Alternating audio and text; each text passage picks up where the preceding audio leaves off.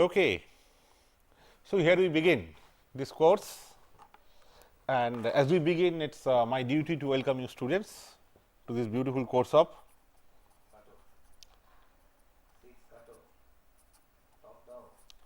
adaptive signal processing.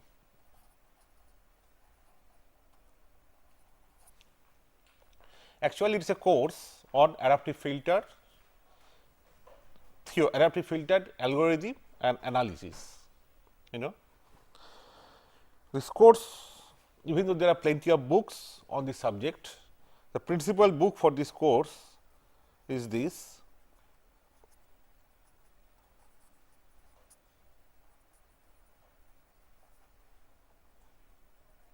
by Simon Hekin.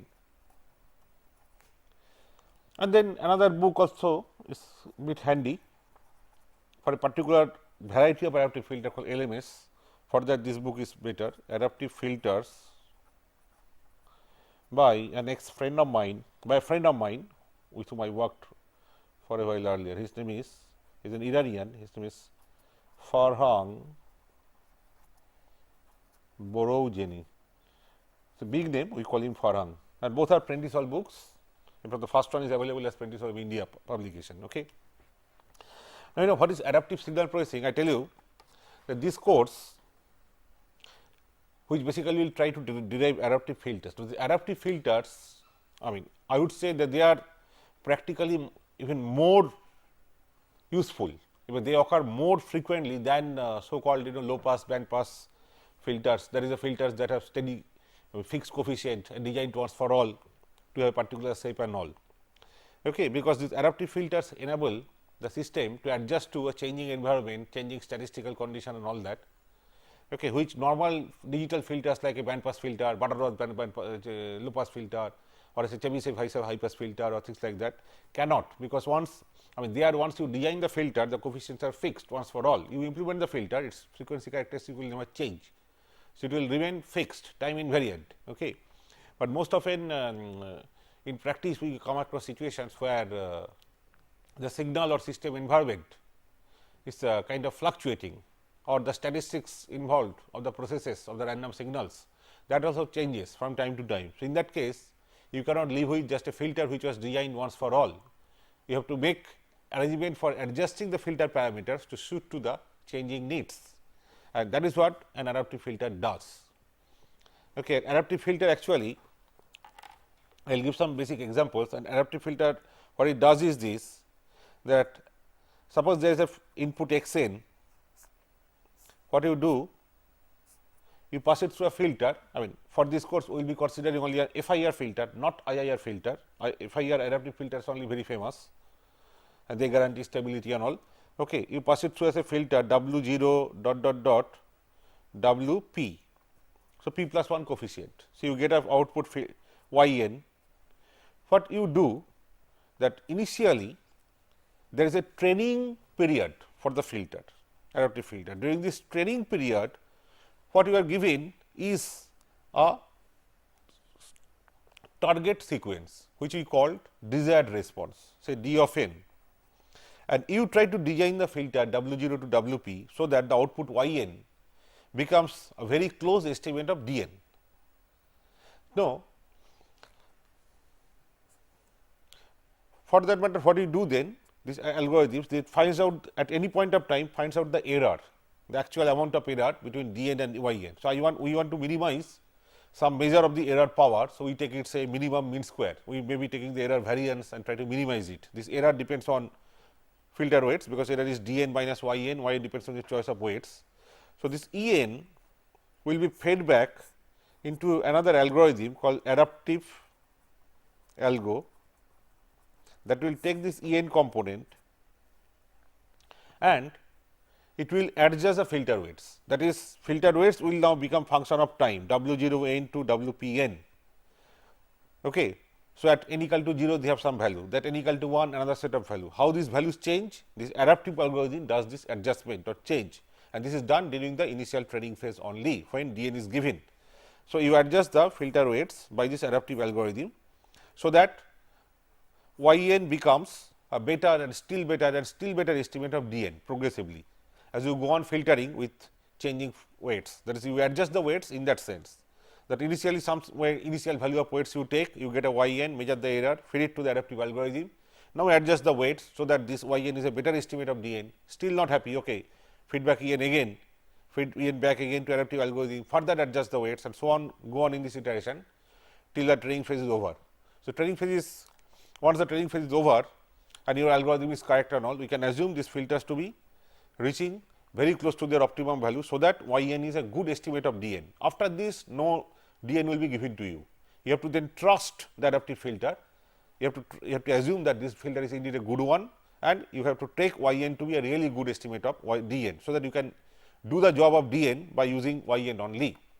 And then again, after a while, after some period of time, if you find that there is a possibility of, further training, requirement of further training, because maybe the situation that was generating x n or d n that has changed from the external world, we again go through another training phase. So, this training phase is executed from time to time. Okay. So, this is an adaptive filter. In normal digital filters, you only have one path, x n pass through a filter, if I are aware, and you have an output. I have not to design the filter coefficients based on your frequency response criterion, they are fixed once for all. This is not the case here. You have got two processes that go on simultaneously. One is called the filtering part, which is common, which gives us a convolution between x n and these weights. So, that output y is formed, but another part is the weight adjustment procedure, okay, which takes the error e n and feed back to it, and using some algorithm working on e n, it adjusts the weights. Okay.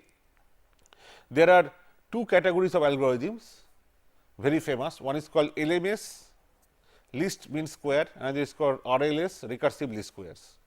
This is actually least mean square, and this is recursive least squares. Again, this filter could be in a direct form, or there is some other structure called lattice form and all that. In this course, we will be considering mostly LMS algorithm. LMS algorithm was derived by the father figure of adaptive filter, Stanford professor named Widrow, and it has stood the test of time. It is by far the simplest algorithm, which is very easily realizable in hardware. It is very robust to input noise. It converges nicely and all that. It has beautiful properties. Recursive least squares came up in early 80s, and it converges. It gives this optimal weights in a much shorter time than LMS, but then its structures are not so elegant in terms of architecture as LMS is. And sometimes they suffer from finite precision problems, that if when implemented in finite registers, finite precision based digital hardware, then the truncation round of errors, they grow in this loop, and eventually they affect convergence. So, RLS is more difficult to understand. Nevertheless, I will cover the basic of RLS, but initially my major attention will be focused on LMS. And I tell you beforehand that this course, even though it is intensely practical, because these adaptive filters are very, very useful in practice, this course will be basically focusing on the derivation of appropriate adaptive filter algorithms of one kind or another, and also analyzing their performance. For that, I would say that this is a mathematical course. Of course, the mathematics that is required will be developed in this course. Mostly two aspects of maths will be required. One is the general idea of probability and statistics, rather stochastic processes. Whatever you require that will be developed. Also, there will be some good deal of linear algebra and vector space theory, which again I will develop in the course, as we go along in this course. So, that I am not presuming any maths background as such, but then I repeat that by nature this is a mathematical course, because we will be deriving, we will be developing, we will be deriving adaptive filter algorithms one after another and also analyzing them. Now, to give a few examples of adaptive filters, consider first what is called adaptive line enhancer. In fact, if you see these books by Heikin or Farhang and all that, you will find in chapter 1 plenty of beautiful examples are given, and in each example there could be one full semester course.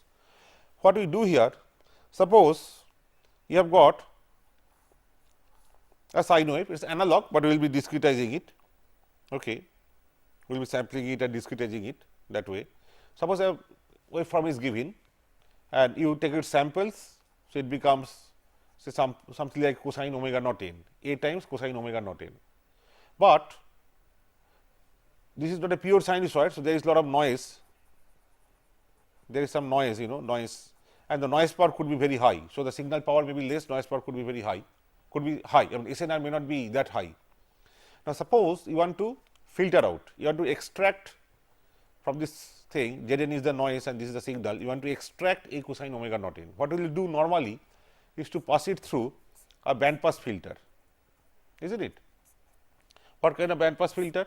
You have very narrow pass band centered on omega naught and minus omega naught. This is the digital filter. So, this frequency is omega, which is radian, you have to plot it from minus pi to pi, the filter transfer function.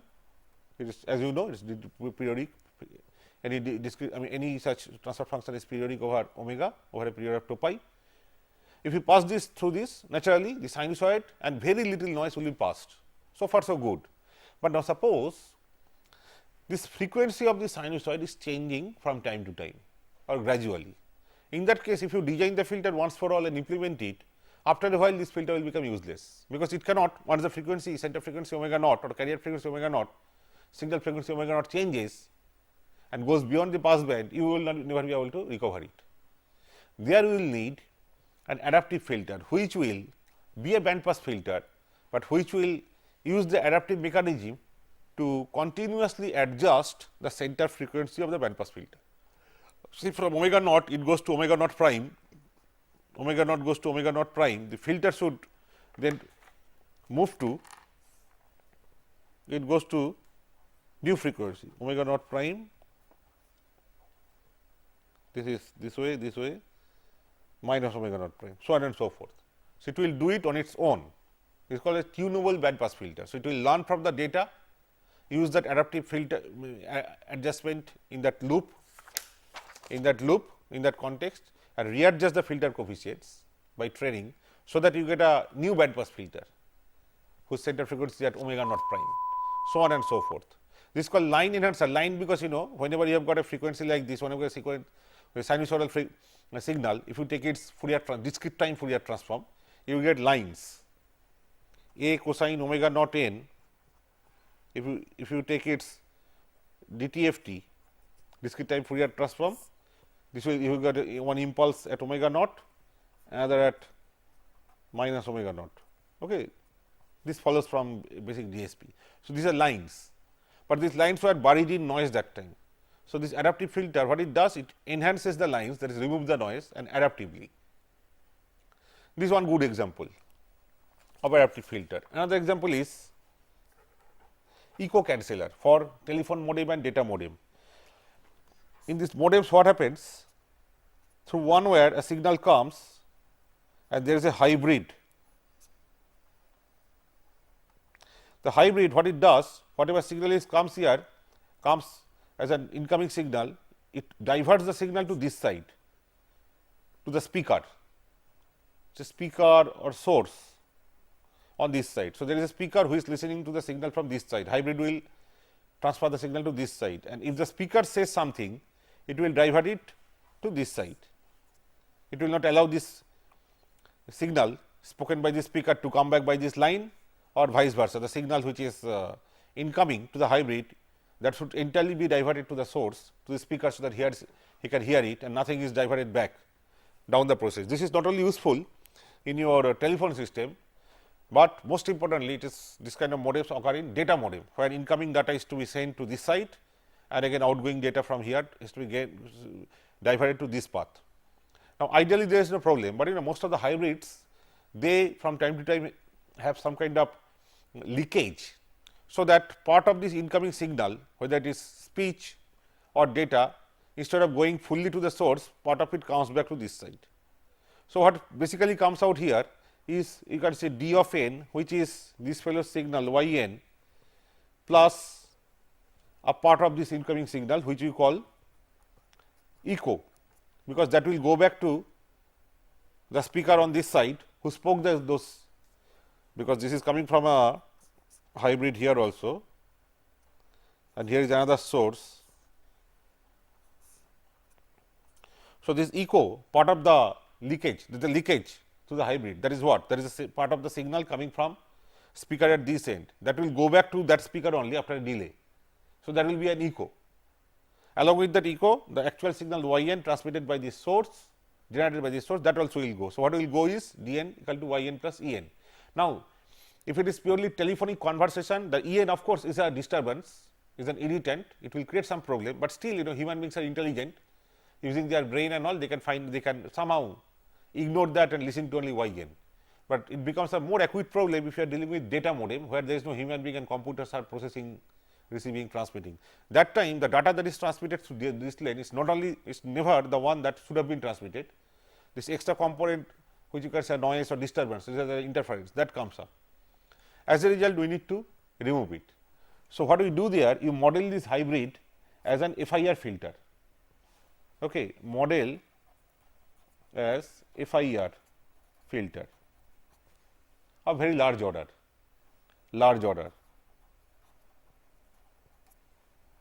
And suppose you know the filter, you then connect that filter here,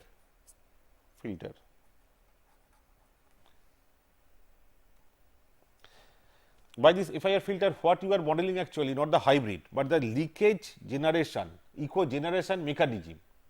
That mechanism you are modeling by an FIR filter.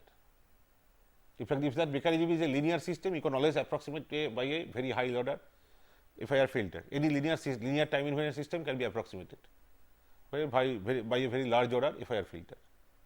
Because if it is IIR, it is a stable system, it will die out after a time. So, naturally, if the order is large, you will take almost all the samples of the impulse response. So, if you put a large order FIR filter, that will approximate or that will model the echo generation process. Suppose I construct that here, and then that will generate the same echo En, and I simply subtract it.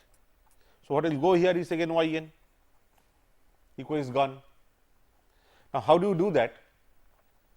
You do it adaptively. It is because the hybrid characteristics may change from, the echo generation process can differ, can change from time to time, and you change the hybrid, again it changes. So, you cannot design the filter once for all. So, you use an adaptive mechanism. This is your desired response, and you try to match the desired response. Then it can be shown the best you can go is when this is equal to En. That is theory. So, this is that error. Okay, and that error, the filter output and desired response, the target sequence, the difference is error. That error will be put in that adaptive algorithm, AA, adaptive filter algorithm. This will go here, and this will adjust the weights. Okay, this is called adaptive echo canceller. On this again, plenty of work has taken place, and this is only a very basic concept, basic scheme, but actually there are many detailed issues involved in echo cancellation, and you can read books on echo cancellation. Okay, there can be courses purely on echo cancellation. I am just giving a basic philosophy to generate motivation for this course. Then we take another example. Suppose you have got some antenna dipoles, antenna arrays like your TV antenna, as you have seen, that Yagi antenna, some dipoles, okay, array of dipoles. Normally, if you give some signals to them, this array, and there is some phase difference you adjust between the signal given here, and their distance is, I think, lambda by 2, lambda is the wavelength, or lambda by 4, some specified distance, and phase difference given to the signal here and here, phase difference between the signal, same signal is given to all the dipoles, but with a phase difference. Then what you can happen is, you can have some kind of beam forming. That is, most of the energy, if it is a transmitter antenna, it might go in one direction, in few directions, and in these directions nothing. So, these directions I have null, and in these directions we have got beam. Okay. If it is a receiver antenna, then again then you will not be giving signals, rather you will be receiving signals at these dipoles. If you multiply those signals, if you adjust the phases of the signals and then add them, again by that process the reverse will take place. You will be receiving signal mostly from this side or this side or this side, nothing from this side. There is a reverse. Okay, there is again beam forming. Now, since signals are complex signals, in general the signals are complex valued, you know the phase, the phasor things, it is required j omega c t plus phi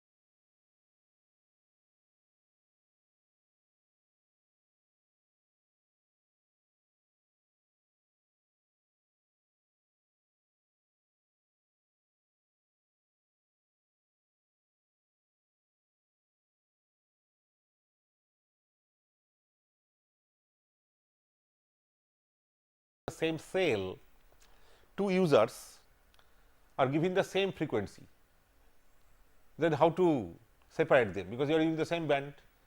So, in that case, suppose one user is here, another here, one person is here, another person is here. I will adjust the weights such that a beam is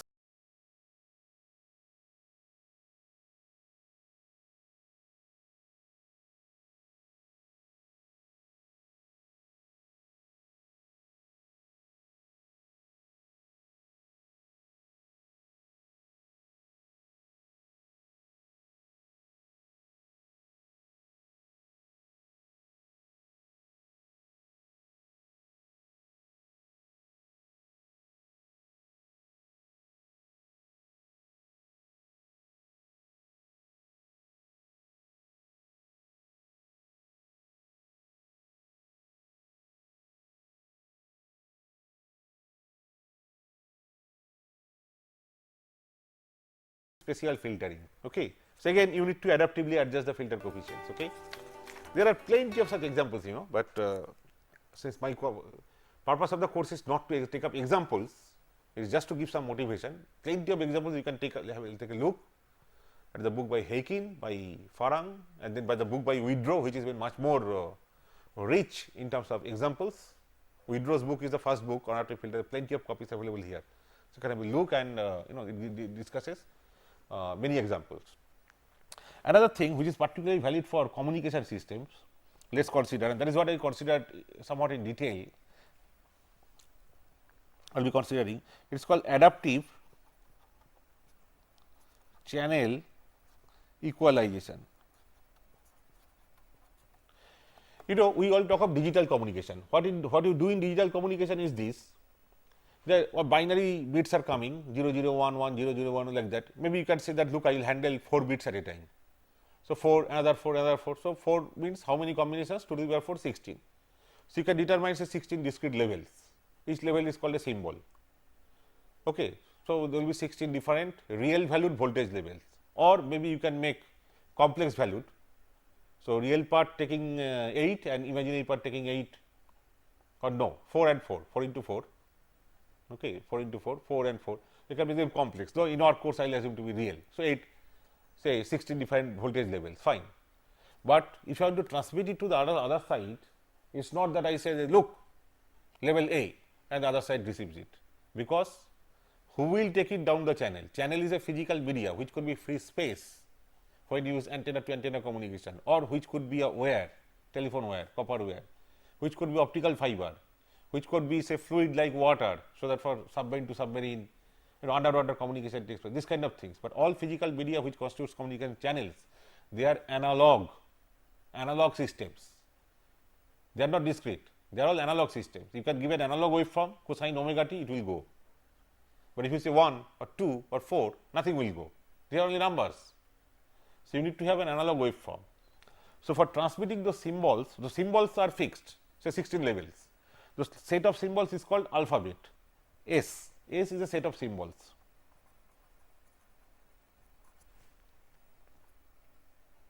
That is set of symbols. And you are transmitting every time one particular level from here. Okay. Some level, it can be this, it can be that, like that. But how to transmit it? Because just transmitting the number has no meaning, you have to have an analog waveform. So, what they do? They choose a basic pulse, say p of t.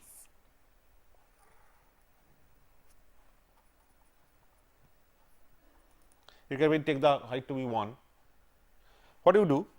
You trigger the pulse, switch on here, at this point switch on, and you multiply the pulse by the particular symbol you want to transmit down.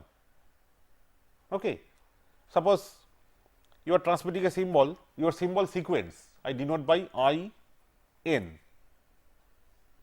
that is I 0 is the symbol transmitted at 0th clock cycle or 0th symbol cycle, symbol period.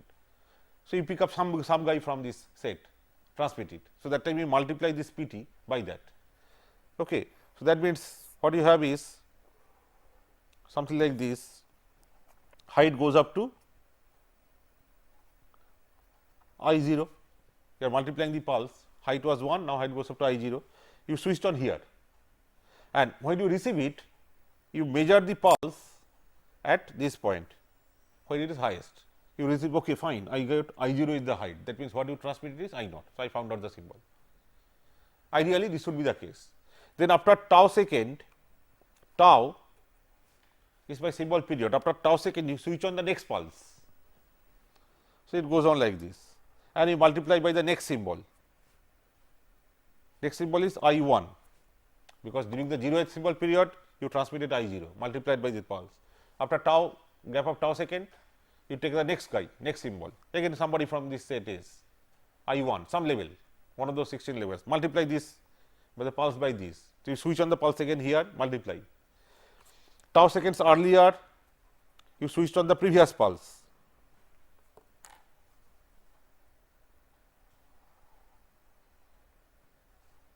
Something like this, I minus 1 dot dot dot dot dot. Okay. So, what goes through the system is superimposition of these pulses. Now, the problem is, if at the receiver I want to find out I naught, you told me to measure the sample at the center point capital T, but what I find, already a future pulse already had started before T this point is arrived, that is carrying the information of I 1. Already some contribution from previous pulse is coming, which carries the information of I minus 1. They all have some contribution, isn't it? This pulse has this much of contribution here. You see, at T point this much, and this pulse has this much. So, I will get the contribution from all of them, which means I will not only get I naught, I will get other components. It is a mixed up thing. So, I am lost. I cannot find out, because this interference from future and past symbols are coming because of the overlapping of the pulses. You can say that suppose, and not only that, I want to transmit faster and faster. So, this tau will be made narrower and narrower, smaller. The moment you switch on, immediately after that switch on another one, immediately after that switch on another one. So, there will be overlap of many pulses. Pulses are very close to each other now, not very far away, because you are not waiting, you are transmitting, again transmitting, again transmitting, again transmitting, isn't it? So, it is very closely spaced, which means there will be too much of interference from future symbols and past symbols. One thing you can say that, look, as you are decreasing tau, transmitting fast, you also compress the pulse, so that they do not come close to each other. But I cannot compress the pulse. The moment you compress the pulse, if you shrink in time domain, it will require more bandwidth, but you have got a band limit. You cannot consume more bandwidth than is given. So, that I cannot touch this. I have to bear with, I have to bear this, I have to withstand this inter-symbol interference. So, do something to avoid it, isn't it? So, what they do is this, they design the pulse so that when you have sampling this, that time this fellow should go through 0, or this fellow also should go through 0. Other fellows also to the right and to the left should go through 0. So, they do not interfere then. If that means, after all, this pulse also this one, this also this one, this also this one, same pulse only. That means, this pulse should be such that at T it should have value 1, then from T if you go tau seconds to the left, like this point, from this center point how much you go to the left? Tau, isn't it? So, if you go tau to the left, T minus tau, it should have a 0. If you go tau to the right, T plus tau, it should have a 0, like this, something like this. Okay. T plus tau, T plus 2 tau, T minus tau, T minus 2 tau, like that. So, all these fellows will have 0 crossing there. This kind of pulses which satisfy this 0 crossing, this is called Nyquist pulses. This property is actually the 0 crossing property. We enforce this 0 forcing condition on the pulse by this design. This should be fine. If you design the pulses that transmit like this, there is no problem. I sample at T, I get back this. I sample at T plus tau, I get back this, so on and so forth. Problem is, the channel is not an ideal channel. Channel has got its own distorting influence. Channel is band limited. For instance, a telephone wire has a very bad frequency response. It is not flat, band limited, and also very bad frequency response. Okay. So, naturally, the pulse will get distorted. Pulse PT will pass through the channel. Channel has an impulse response H t, and the convolution between the two will give you a new pulse p prime t. This pulse p t will get distorted. P t had the zero forcing satisfied, but after distortion zero forcing will be gone. So, I will be back to this again, is not it? And therefore, there will be interference. What kind of interference? That if you are in the if you are somewhere here, you are taking out the nth symbol, nth. So, the sampling point will be n tau plus t. N was 0 for the 0th, it was only t, then t plus tau, t plus 2 tau, t plus n tau for the nth symbol. So, I should have a I of n only, is not it? But what is happening, instead of having just I of n, the pulse p prime t is no longer p t. So, its height itself is not 1. Height itself is a kind of distorted version of this, that got multiplied by I n. So, you will get something here of that distorted pulse, maybe something like this,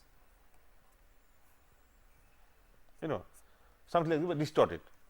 Then again you will have a component here, you will have a component from this guy, they will not have 0 crossing at this point, because p prime t is not p t. So, you will have some contribution from the next symbol, from the previous symbol, next to next symbol, from the previous to previous symbol and all that. When you measure the net height, what you will get, that is, if you measure the net height and you call it R n, ideally you want R n to be I n, but you will not only get, you will get I n times the new height, which is not 1. So, some constant times I n, that constant you can call H 0, say H 0, some constant into I n, and then some constant times next sample, some constant times the previous sample. So, H 1 times previous sample, H minus 1 times next sample. So, I both side. Okay. So, this gives rise to a discrete time model, and this is a non causal model, because contribution is coming from future and past. Physical channel is causal, but the model is, this is only a model, equivalent discrete time model came out of this analysis, that is non causal, because contribution from future and past both are coming. Okay. So, then you generate, this is my channel model, H 0, H 1, H 2, H minus 1, H minus, like that. You transmit it R n, this is what you are receiving. Okay.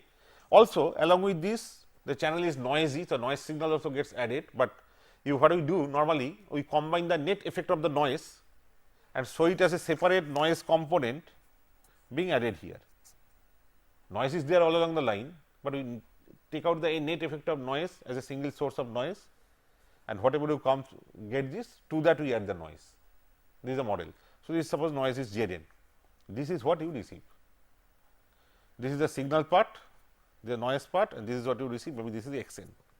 Purpose is how to get back R n from x n. For the time being, assume no Z n for the time being. Then suppose H n is, H n has got Z transform H z. Then if I pass this on the receiver side, this is the receiver side. If I pass it through a system 1 by H z, R n through H n give you S n, that is in terms of Z transform capital R z into capital H z, that gave you S z. So, S z into 1 by z will give you R n back, R z back, if there is no noise, otherwise there will be a contribution of noise. So, this is the basic equalizer, we have to construct this. Now, there are certain details about this, let me just quickly tell you. H n, what is H n like? How did H n come up? Because again you have a look at this figure. H 0 came from the central value of the pulse, H 1 came from this pulse which was passing through, which was having this value. So, it came from this value of the if p prime t is suppose p prime t is this,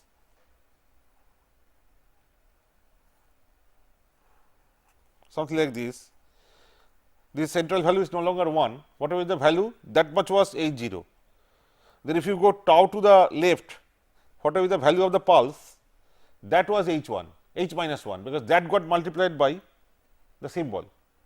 Whatever is the value on this side, that was H 1, that got multiplied by, because you see from behind, this side is coming in, this side, from the right side, this side is coming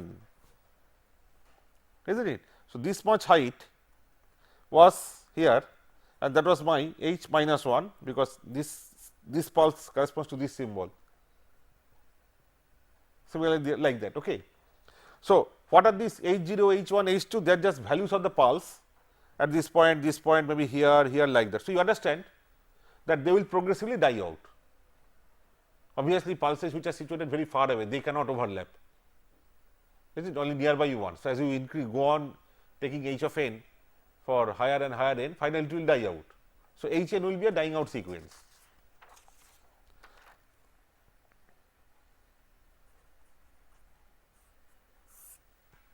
Typically, it could be like this.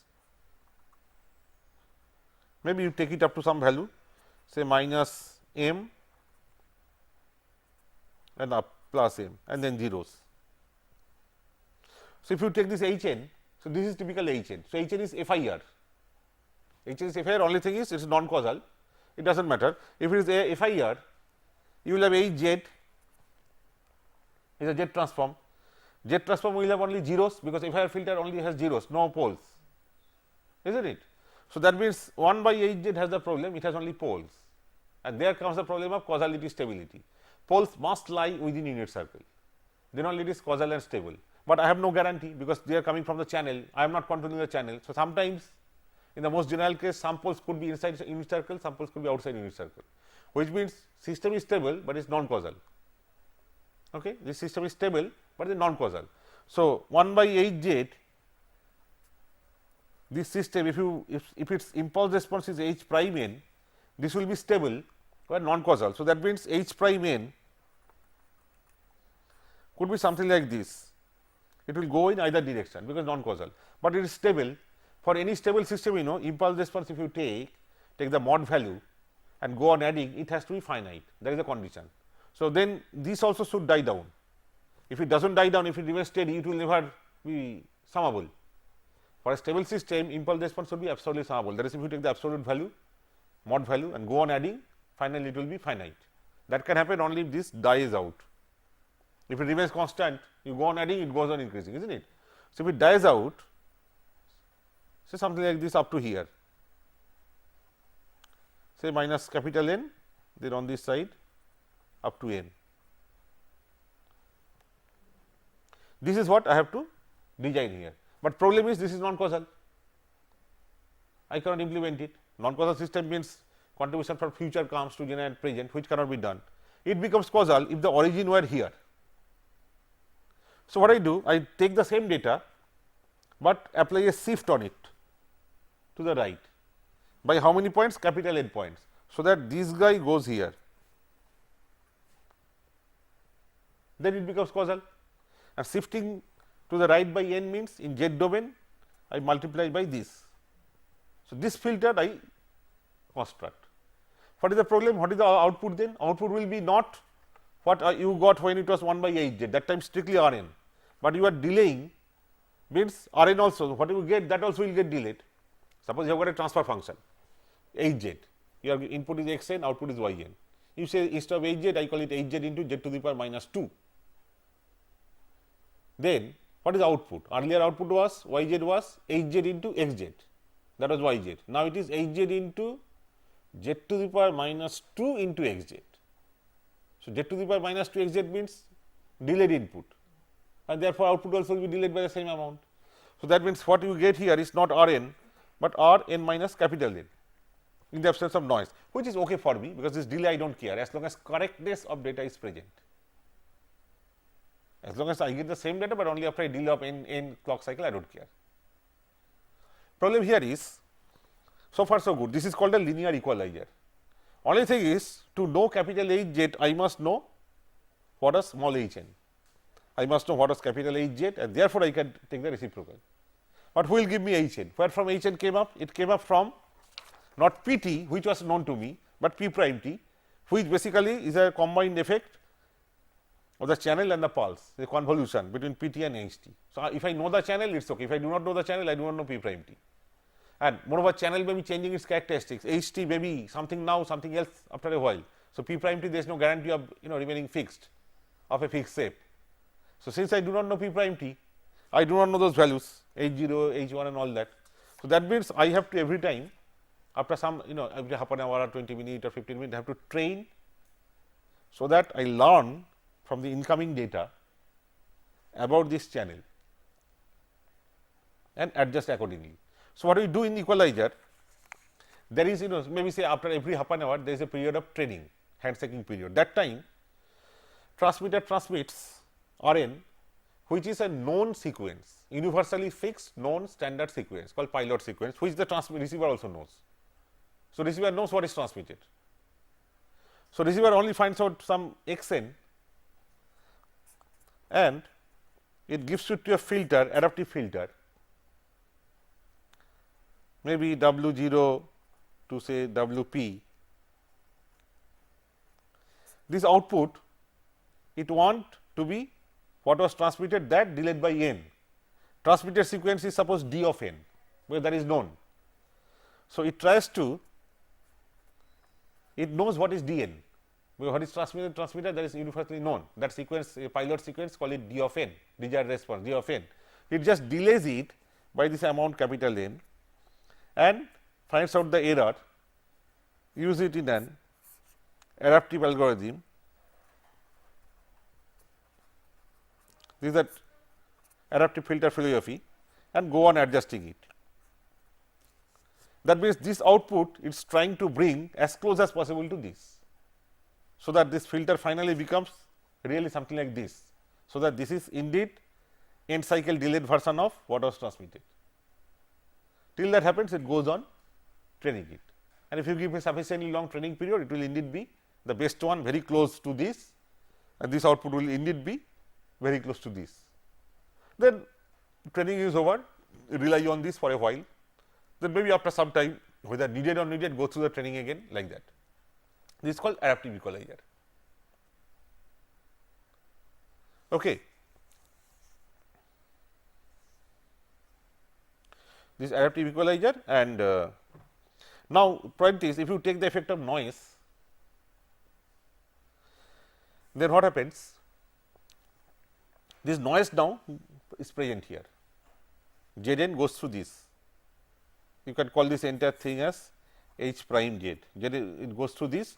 So, in the output there will be a component. Now, suppose there is no adaptation, adaptation is done, I have got the trained ones, good ones, I am living with them, but that will also process the noise. So, in the output there will be a noise component, but that is okay, because ultimately I will pass it through a hard decision device, because after all you transmitted sequence of samples, but samples were not taking any arbitrary value, one of those 16 levels pre-designed fixed.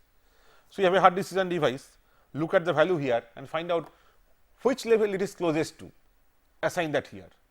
That will also some effect of noise will go. Suppose there are two levels at this kind of gap. Okay. Suppose there is level like 1 volt, 2 volt, 3 volt. You would have got 2 here, but because of noise it becomes 2.2. But so what? Even for 2.2 you can say that it is very close to 2. So, I equate it to 2, which means the effect of that 0.2 volt noise effect will disappear.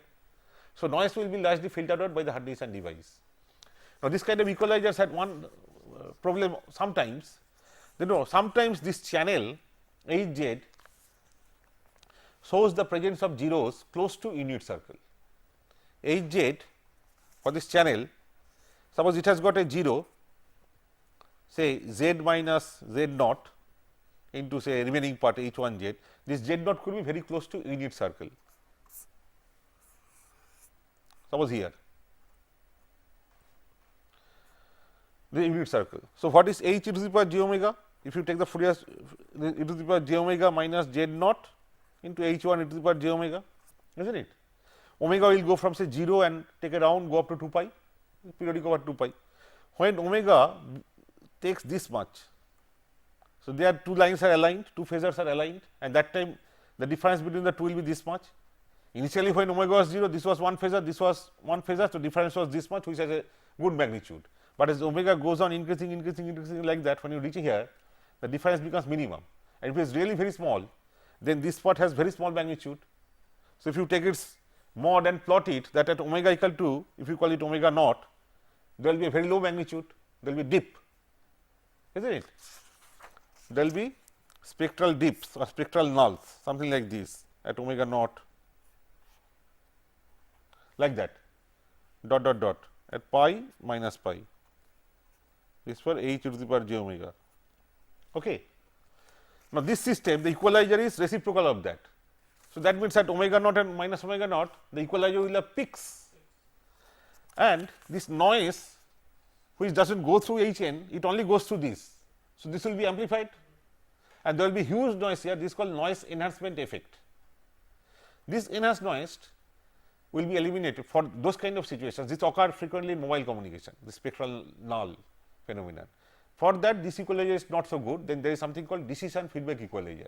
I just briefly tell you what is done there, very briefly. You design, suppose this is your channel h n, the receiver side, for the time being, I mean I am adding the noise, but for the time being forget the noise. This is the receiver side. You design one FIR filter, say a GN, it is called FFF, feed forward filter, so that when you cascade the two, resulting thing becomes causal. H n was non causal in general, like the contribution of our future and past, but when you design the two, net effect, net cascade of the two becomes causal. That is, if H 1 n is a convolution between the two, there is the equivalent system, forget the noise part. The equivalent system is the convolution between the two. It should be like this, say some value, then maybe say A, maybe B, maybe C, maybe then after the 0. After all, both are FIR, so convolved will be FIR. Okay. So, I take only 3 say. You can also adjust the gain here, so that this leading coefficient is 1. If it is not 1, suppose it is 10, you can divide this everything by 10. So, this becomes 1. This is normalized to 1, then ABC. So, this is the net thing. What you do is,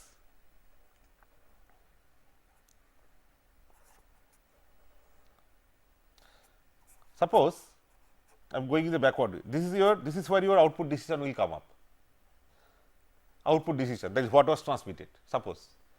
Now, this I call V n, if you pass it through a delay, and suppose you assume that so far, or at least for last 3 cycles, correct decisions were made by hook or crook or somebody, that is V n minus 1, V n minus 2, V n minus 3 are correct. What I will do then, if I take this V n minus 1, then multiply it by A, then pass it through a delay, so it is V minus 2 multiplied by the same B, and again pass it through a delay multiplied by C, and add them, what will happen? H 1 n is the net thing that was convolved with this side R n, isn't it? That was convolved with R n. In fact, R n, okay, convolved with R n. Okay. So, H 1 n convolved with R n. What is the how you know how to do the convolution? You have to reverse it and then shift. So, if you reverse it, A goes here, B goes here, C goes here, and then go on shifting this way or that way, depending on the n at which you want to carry out the convolution. So, suppose you want to carry out the convolution at nth point. So, you have to take 1 here, then A, B, C, and this you go on with this sequence R n. R n will be R n here, R n minus 1 here, dot dot dot. You multiply top to bottom, sample wise, and add, that is convolution. If you do that, then you get what is obtained here, because these two together was H 1 n, R n input. So, what you get here is what you obtain by convolution. What is that? R n times 1, this 1, R n times 1 plus A times R n minus 1, B times R n minus 2, C times R n minus 3. What you get here are A times V n minus 1, but I am assuming V n minus 1 is same as R n minus 1, correct decision was made. So, what you get here is A times R n minus 1 itself, what you get here is B times R n minus 2 itself, correct decision. So, V n minus 2, one delay, so V n minus 2, I am saying V n minus 2 and R n minus 2 are same, correct decision was taken. And then here C times, this is your R n minus 3, because it is V n minus 3, but I am saying that also was correct decision, suppose it is so. So, this 3 means this part, this part, this part, A into R n minus 1, B into R n minus 2, C into R n minus 3, that part is coming out here. If I take this and subtract, what I am left out is this component R n into 1. So, that goes here, and R n is what I want, and that goes through decision device, that will give me R n only. So, for nth cycle also correct decision is made, and therefore, in future cycles also like that. And this time the noise does not go through a filter which is inverse of the channel. So, the peak phenomena does not occur here. So, the noise enhancement phenomena does not occur. This is called decision feedback equalizer. Again here, if you know H n, then only you can first construct G n, so that it is causal, and once you know this overall H 1 n, then only you know A, B, C, you can construct this. See, to construct these two filters, you need channel knowledge, but I told you channel knowledge may not always be available. So, here also you can have an adaptive mechanism, so that this filter coefficients are actually obtained from the incoming data by an adaptive algorithm, that is called adaptive decision feedback equalizer. Okay. I think that is enough for today.